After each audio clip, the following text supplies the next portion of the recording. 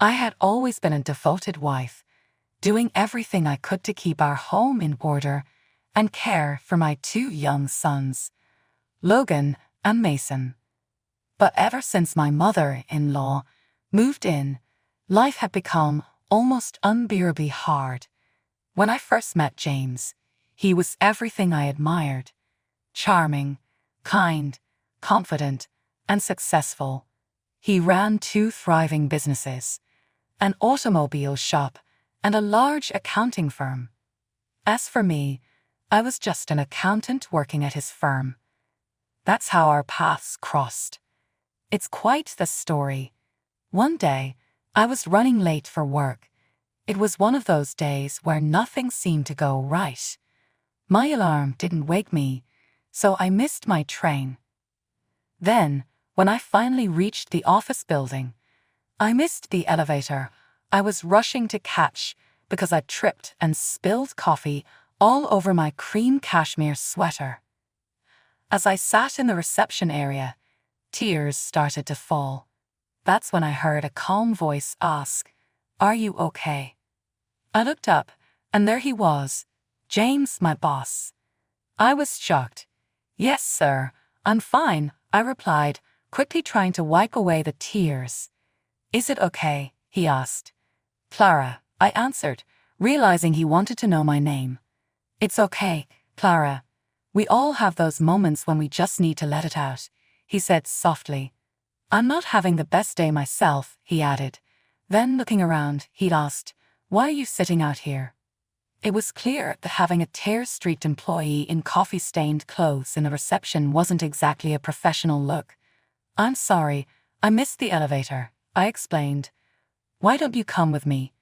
We can use my elevator," he offered, extending his hand. Not only did he let me use his private elevator, but he also had his assistant take care of my clothes. That day, I hardly worked. I spent most of it in his office, where he opened up about how his fiancée had just left him and how his day had been rough too. We connected instantly, or at least I thought we did. He took me out to lunch, and from there, things just fell into place. It wasn't just his success that drew me in, he was also incredibly attractive. I often wondered what he saw in me. Don't get me wrong, I know I'm not unattractive, but he was one of those people who just seemed to have it all. The first year of our marriage felt like a dream. He would leave little gifts and notes for me to find around the house. My favorite note said, "You're a dream come true. You light up my life." He seemed perfect. But things started to change after I gave birth to our second son, Mason.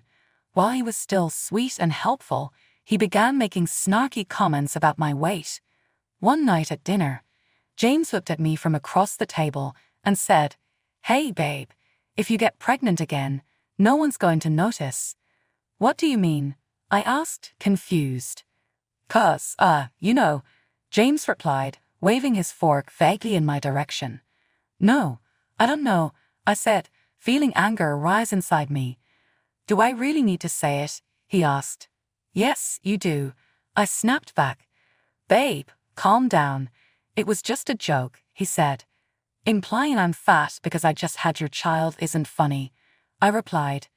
I pushed my barely touched plate away. I couldn't eat anymore. He often made these so-called jokes, but I knew how to handle him. Usually, he'd back off when he saw I was upset. Things took a turn for the worse once my mother-in-law came for a short vacation. I tried to make the best of it at first. She was family, and I wanted to be welcoming.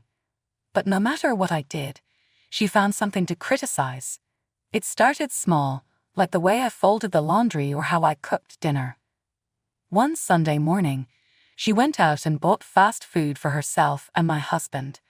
When I asked why, she simply said, "Darling, your meals are a bit dry and either too bland or too salty. Once you get it right, I'll stop buying takeout for my son and the grandkids." I was too upset to respond. I just ate the breakfast I had already made and cleaned up the kitchen. Soon, it felt like nothing I did was good enough. My husband took her side on everything. It wasn't just the criticism. They both seemed to enjoy his cruel jokes, which became more frequent and harsh. She encouraged his behavior, feeding his cruelty and disdain. They treated me worse than a servant, like a slave. They barked orders and expected me to drop everything to cater to their every demand. When I protested, they'd laugh and remind me that it was my duty as a wife to take care of them. James would sometimes say, "If you'd stop nagging, you might learn a thing or two from my mom." I finally reached my breaking point when he yelled at me for not sticking to his food schedule. "You're completely incompetent. You don't work or contribute in any way. I don't ask anything of you. I don't even care how you look. The one thing I do ask, you can't even get that right," he shouted, shoving his plate off the table. "I told you, dear, she's just lazy," added his mother, Eleanor. That night, I cried myself to sleep, feeling utterly worthless. I had always wanted to work. Many times, I begged James to let me get a job. He always refused, insisting it wasn't necessary. "My income is more than enough. Let me take care of you. All you need to do is look after our kids and yourself," he would say. It was unbearable, but I knew I couldn't just sit there and take it. I couldn't endure their abuse any longer. I decided I had to do something. I needed revenge. So, I started planning.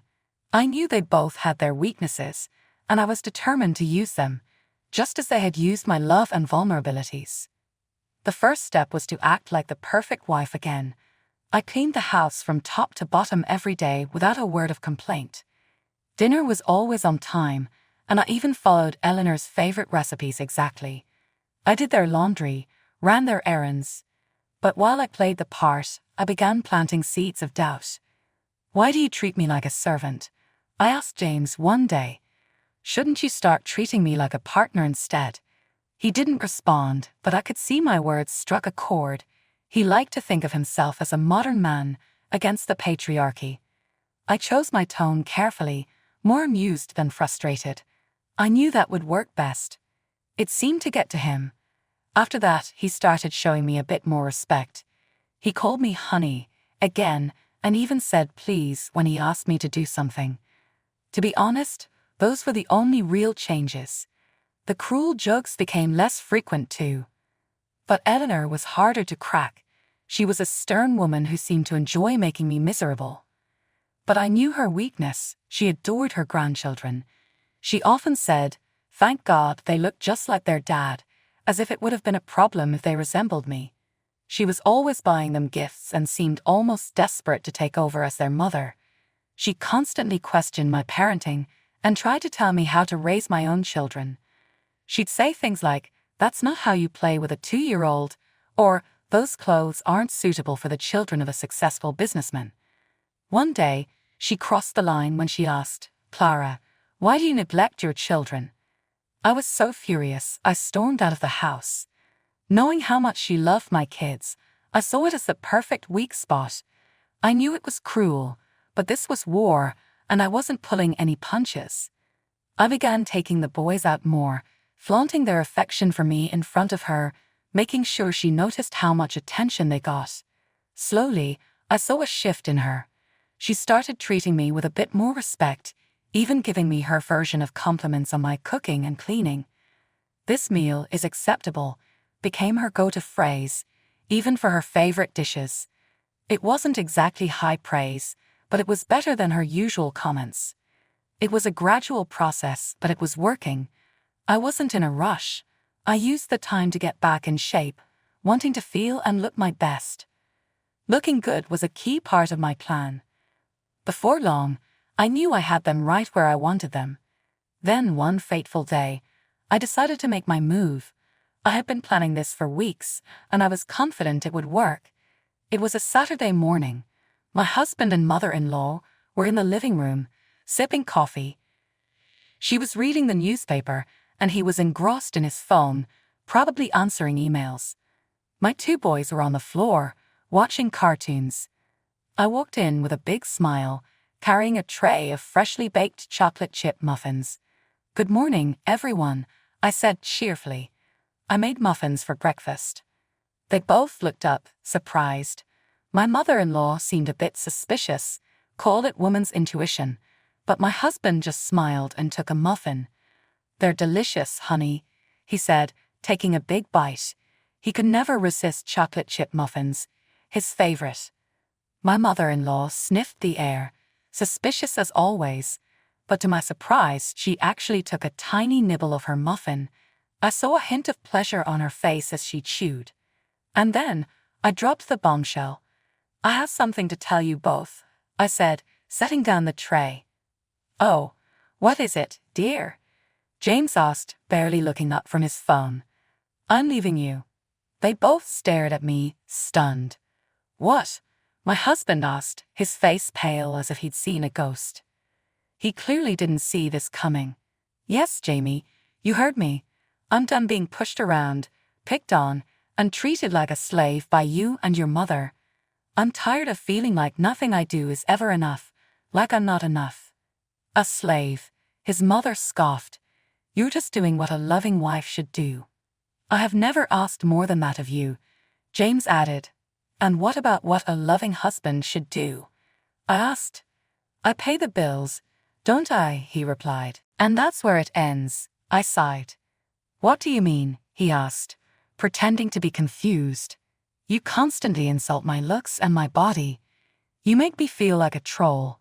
"Oh, wait, you've actually called me a troll before," I shot back. "Listen, baby, please," he said, finally standing up and walking toward me. "You know I was just joking. Come on, you look nothing like a troll. You're so beautiful," he said, stepping closer. I stepped back, distancing myself from him. What is wrong with women these days? They're all so sensitive, Eleanor muttered, completely unremorseful.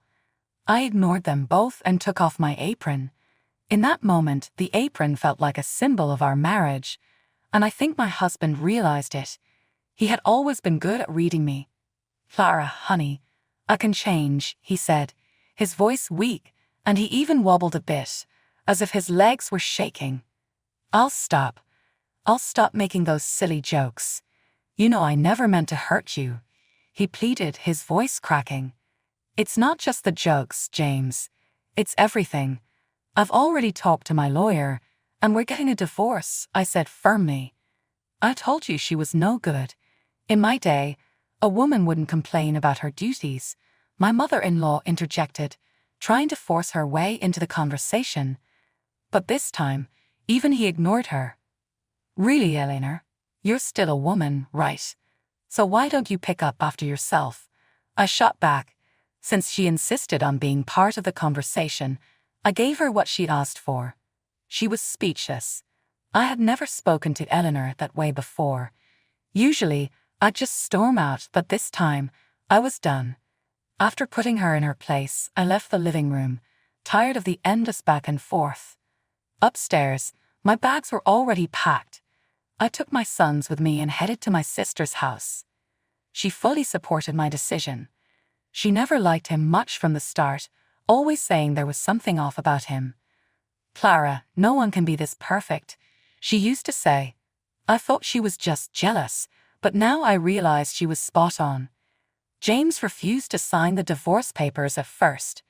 Instead, he bombarded me with constant phone calls and endless voicemails, all repeating the same things.